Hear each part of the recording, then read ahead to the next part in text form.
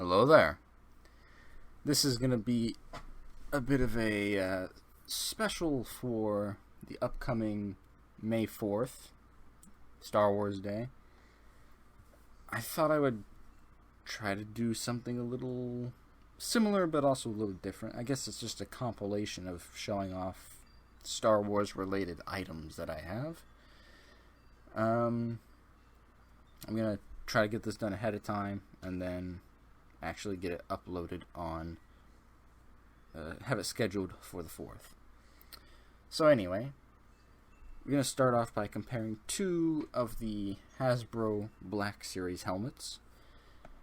And I like both of them, don't get me wrong. But just off the bat, I'm going to just get it out of the way and say I like the Stormtrooper, this Flame Trooper helmet a little better. I'll go into that a bit later. Obviously, being made by the same company, same series, right? Same line of products. They are very similar in regards to the material, the feel of them, the overall quality. The vision on them is pretty similar. I'd say the Mandalorian one has a bit better vision. Now that one particularly is the Death Watch helmet that I just painted over purple and black. But there's still a few areas I gotta touch up, like repainting that flip down bar, repainting that silver. The Stormtrooper helmet, I only did a bit of weathering and adding some sort of dirt effects. The Trooper helmet is better for really one main reason. One, it fit a little better. Actually, two reasons. It fit a little better than the Death Watch helmet, and it also has that voice modulator, voice changer. The Death Watch helmet does not have that, as far as I can tell, as I could not find any button or battery area for that. And it did not fit as well because I had to rip the headgear out of it. Yes, even though I extended it all the way, I had to just rip it out because it was still very tight.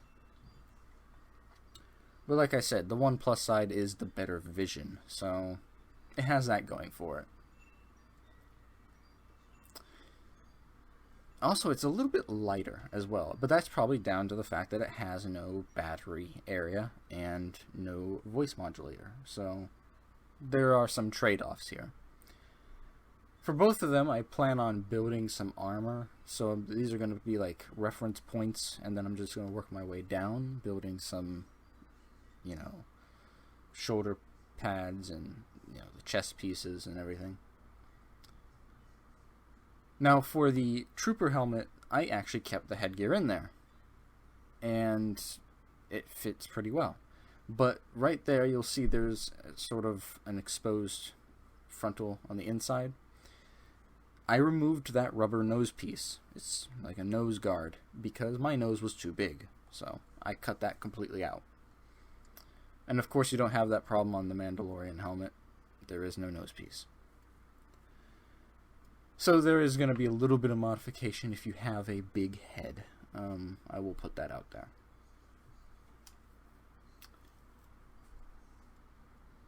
Let's see. And I can now see, looking back at this, there's still some areas that are kind of the original bluish gray on that Death Watch helmet that I should probably touch up with a little bit of purple or black to try and just cover up those little areas. I'll have to go back and do that. Though the inside of the helmet, I think, can just stay as is. Now, the way I got that sort of metallic sheen on there is after I did the original purple, I did like 2 coats of that. I then, from a distance, I would use this oil-rubbed bronze, and that gave it a nice light metallic effect on the helmet. And eventually I'll also go back, and then the black is also just a metallic black. And see right here, when I pull this out, this tab, you can see the sort of blue that I'm talking about. So I might even go in there and touch it up a bit. And then of course I have to eventually go back and give it some battle damage, you know, scratches, some weathering. It's all a work in progress.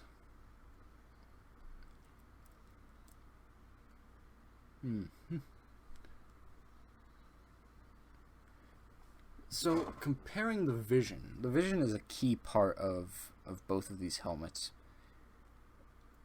The Mandalorian helmet has better vision, however, it still has one weakness that the Stormtrooper helmet has. Surprisingly, the Trooper helmet has decent vision, actually, except towards the very front and center, kind of like, you know, in towards the bridge of your nose.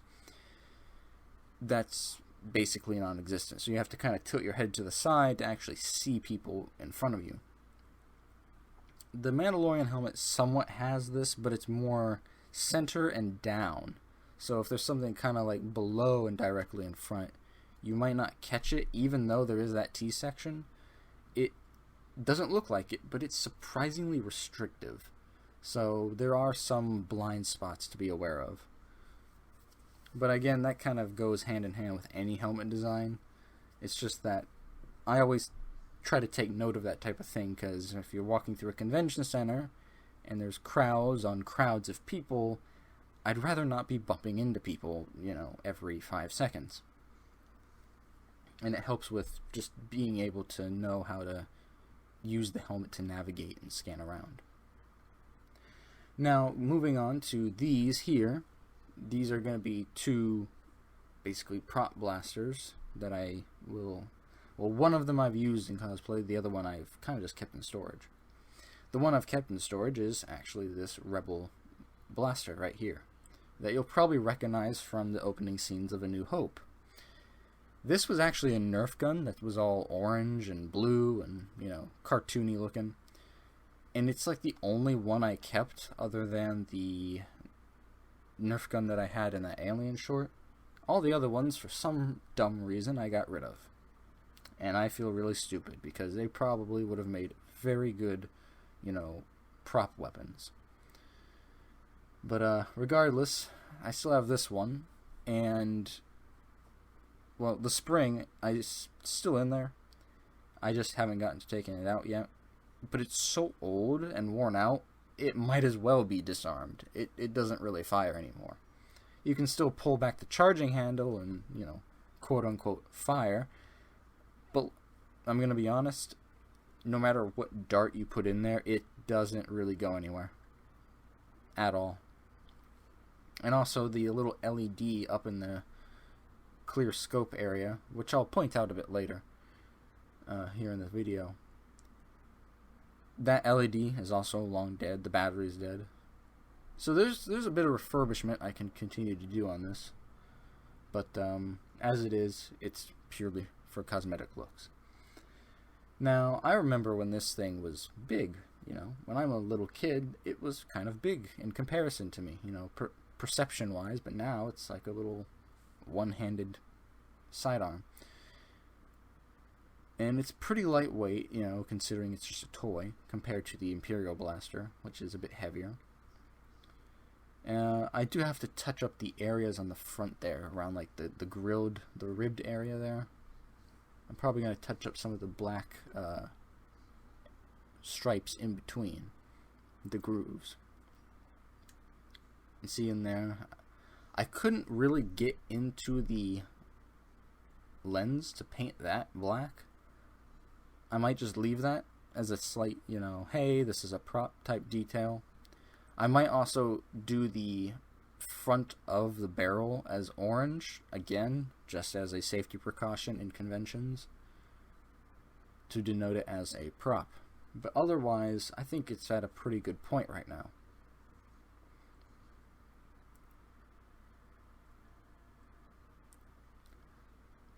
I'm just regretting getting rid of all the other Nerf guns, you know, especially, what was that? It's like a revolver type model. That one would have been real good.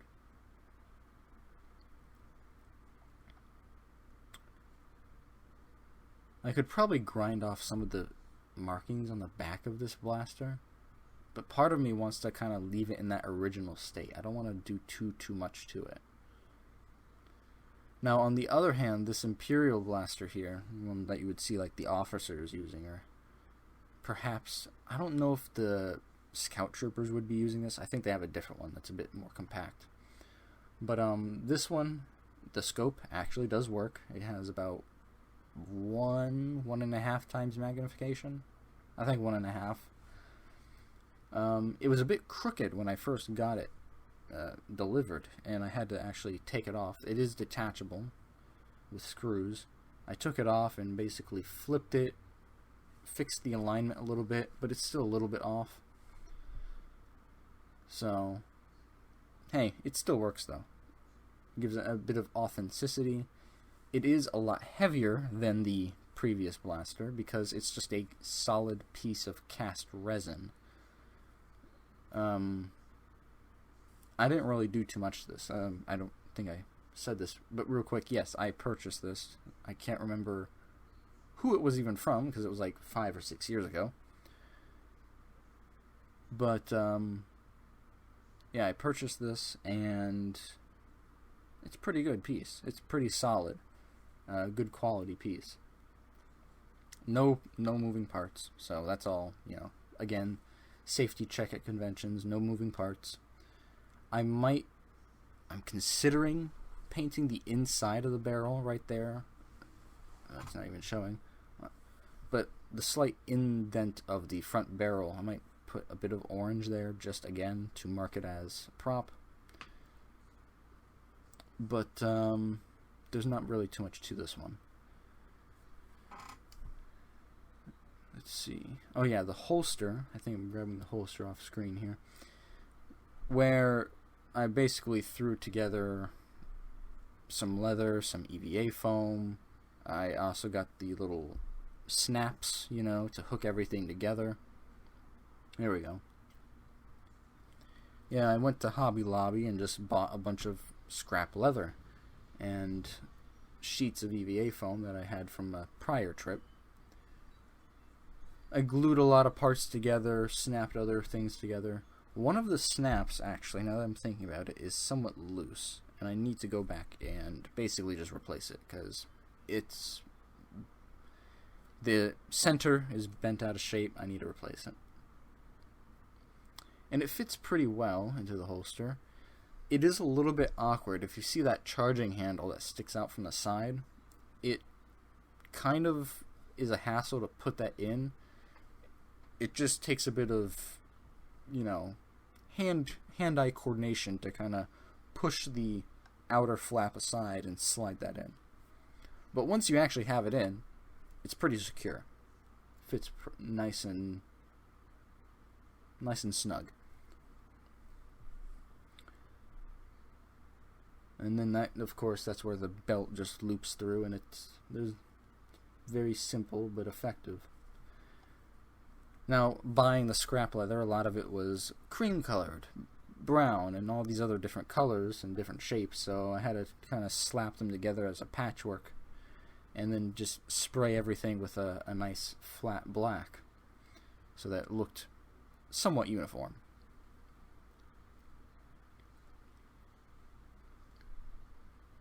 Okay. Yeah, there's me pointing out the loose one there, so that's the left one. Okay. I will mark that one.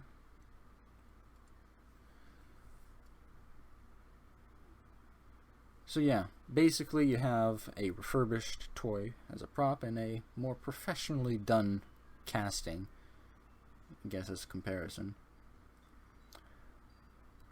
I haven't made a Rebel Trooper cosplay, but because I have this blaster here, I'm planning on doing that in the future to kind of complement the Imperial officer, so that there's a bit of, you know, hey, I can cosplay from different factions, right? And in fact, I might dress up as the Imperial officer for a local event that's coming up, but I've still yet to decide if I'll do that or a Jedi. Okay. So let's set these aside. And I'm gonna go grab, I think I was gonna go grab some other things here off screen. I believe I was gonna go get a small figure that sits above the desk right now. Where is it? Okay. Here it is. Yeah, there was just this. Coworker got this for me. We had like a secret Santa at work. So, hey. And I slapped him onto a base of just some of that foam clay, and he sits pretty sturdy up on the shelf above me. And right next to him, on that same shelf, is this Lego model, which I can't remember how many years ago I built this. It was one of my first big builds that I did. So it was kind of a different experience because I had only made like small to medium scale stuff up to this point. But after this, I did the Millennium Falcon. I have the Lego, the Republic gunship, which I think all of those I'll show later in this video. But here, you know, from episode 4, and it also shows up in episode 3. Yeah, the what's it? Tanative 4, Bail Organa's ship. And I had to build that little stand you saw there towards the front. That way it can sit more level on the shelf. And I like the detail for the scale of it. You know, for the overall size, it has just enough detail. Like the inside, I think you were supposed to have 2 minifigs, but I can't quite recall. They look like chairs where minifigures would fit. But I like when everything, you know, no matter how small it is or how large, there's all the nice moving parts with all those cannons and the communication array and everything. Now, I'll say there is a few stipulations with this model that I'm actually about to point out right here. When picking it up, you're inclined naturally to go towards those thinner areas that are more grippable, but that square section there comes off very easily. It almost with no force applied, it just pops off. And also, as you saw when I was taking off that frontal section, you know, the lid, somewhat difficult to reconnect. It's a bit tricky. So I'll just, you know, I'll admit there are some sensitive parts to the build, and I think all of them have that some way or form. Yeah, that's not fully connected. But besides that, the rest of the build is actually pretty solid. Pretty nice.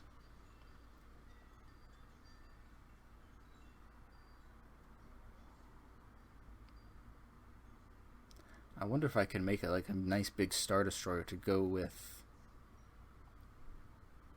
to maybe make like a scene, you know, with this one. But I'd need like a really big Star Destroyer. Ultimate Collector's Series, you know, type thing.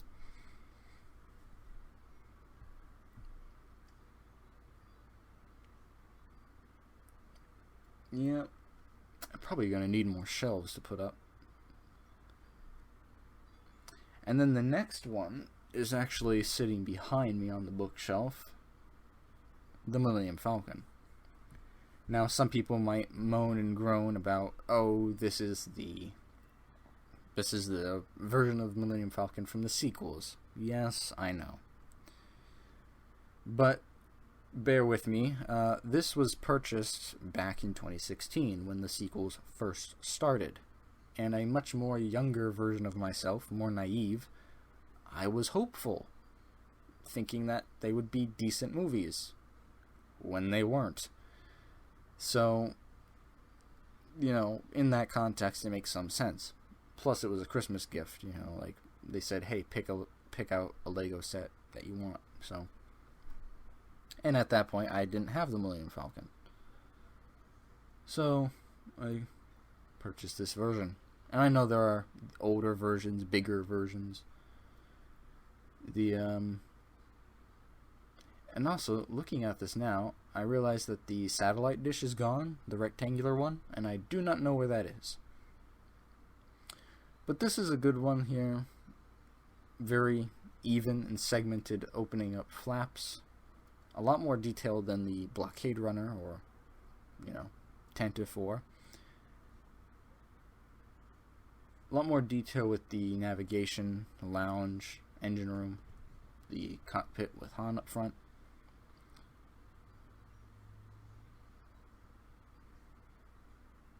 Some of the stuff, yeah. I remember opening this up. There was a lot of dust. That's how long it's just been sitting up on the shelf. Which reminds me, I should probably go back and probably dust off a lot of this stuff. For a second, I thought that figure right there was Lando. For some reason, I completely forgot about Finn for a moment. And I'm thinking, why is Lando in a prequel Millennium Falcon at a point when he hadn't shown up in the series yet, So yeah, it was a bit confusing looking back at this.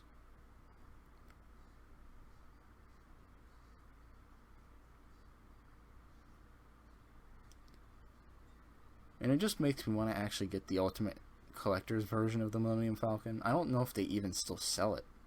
That's I think it's an outdated set. It's pre-Disney. Unless they've remade the set, and updated it. But yeah, it's probably gonna be a dream for the far-flung future. But this one is the sort of big grand finale of Lego builds that I have.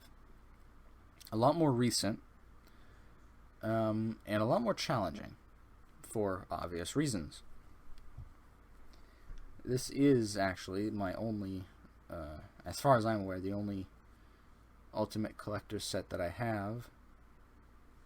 Yeah, I don't think the Blockade Runner is one of them. But this is the Republic gunship, and more specifically, it is from the early Clone Wars, and that's, the way I can tell, I could be wrong, is those, is the presence of the ball turrets, like the laser ball mounts on the side that come out of the passenger cabin. Oh, and here's the display, the little display stand that it has to sit on. Because otherwise it kind of tips back. So you put this on the display stand with Mace Windu, and I don't know if that's Cody or Bly, or I actually don't remember which clone commander that is. But they sit there, and later on I'll show the little slot that the display stand goes into. And here is my horrible attempt at trying to get the plaque to show up. Because it has like the manufacturer, the armament, and specifications, in-universe statistics. So, missile launchers up top. And then, let's see, where do I start on this? Yeah, those right there. These little mounts are how I kind of denote it as an earlier model, because you don't really see them a lot in the later Clone Wars. And also, or it could just be specific variants and, specific roles that it fulfills. But also, the doors do not close all the way. They only cover about half of that cabin. Whereas later versions of the gunship, they'll fully close the cabin and seal so that you can actually go out of atmosphere. Whereas here, you can't really do that with this one. I suppose you could, but you can't have any passengers while you do that. So this, and it's really nice to see like how it was inspired by things like the Vietnam era, right? With close support from helicopters and everything. Because I've seen the videos where people will take like Fortunate Son and they'll lay it over the entire Battle of Geonosis sequence. So very accurate. And just looking at the actual design of this gunship, it really does play into that. And it's like, I never thought of it that way. That's very interesting.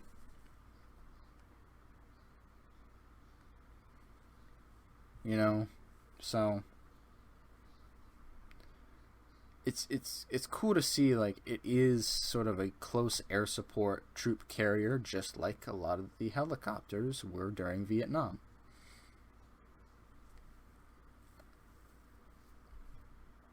I can actually hear that video right now in my head.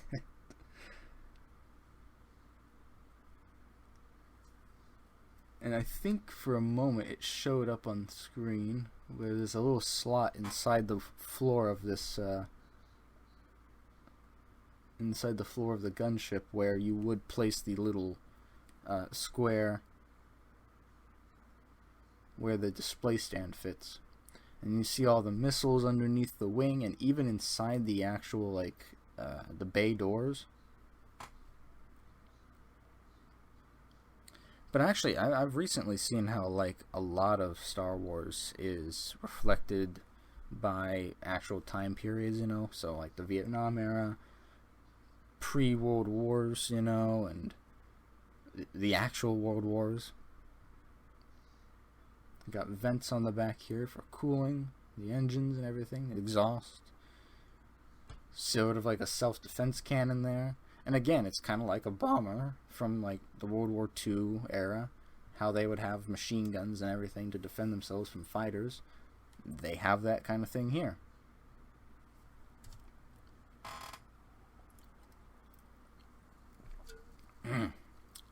Need to drink something.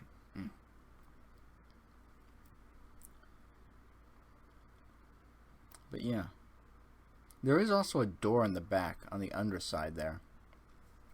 I don't think it's supposed to technically open because it doesn't have the same sort of finish, like smooth surface when you open it. Plus, it's not really shown in the instruction book. I think it's kind of a weak connection because it's only connected by a few studs along the outer top of the door, if that makes sense, you know. A rather loose connection, but it could, if it is an actual thing, could serve as another way of loading troops or getting them off. Since it's more towards the rear, I would think that's more of an ambulance use, you know. You don't want the wounded troops getting shot at. But that's about going to do it for this particular video. Like I said, I'm going to try to have this scheduled for May 4th. And I'm going to be trying to work on other things during this bit of free time I have. Because it's been quite busy lately. I'm just kind of running with things as I get ideas, as it is. And this thing is so big, I have to put it in a whole nother room. So I have to...